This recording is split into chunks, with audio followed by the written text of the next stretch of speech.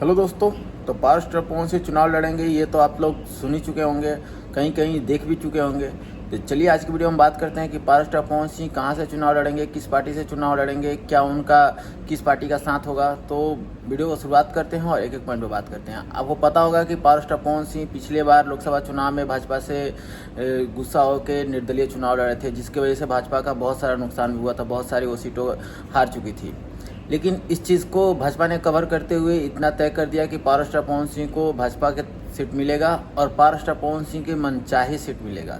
जो पारस टरपवन सिंह चाहते थे, जिस सीट से वो लड़ना चाहते थे, वो सीट इस बार पवन सिंह को दिया जाएगा। जहाँ दोस्तों पारस टरपवन सिंह इस बार आरा के क्षेत्र से चुनाव लड़ेंगे। आरा विधानसभा में जिस क्षेत्र से जहाँ से वो चाहेंगे सीट वहीं से मिलेगा और पारस टरपवन सिंह बिल्कुल भाजपा के साथ में इस बार चुनाव लड़ने वाले हैं।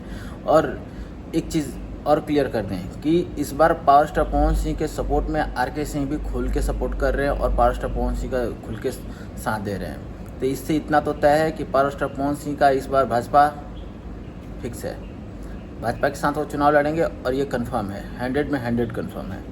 अगर आप लोग इस बात से सहमत हैं तो अपने कमेंट बॉक्स में राय जरूर दें। अगर आपको पता है, आपको डाउट है कि पारस टरपवन सिंह कहीं और से चुनाव लड़ेंगे, तो वो कमेंट बॉक्स में अपना राय जरूर दें।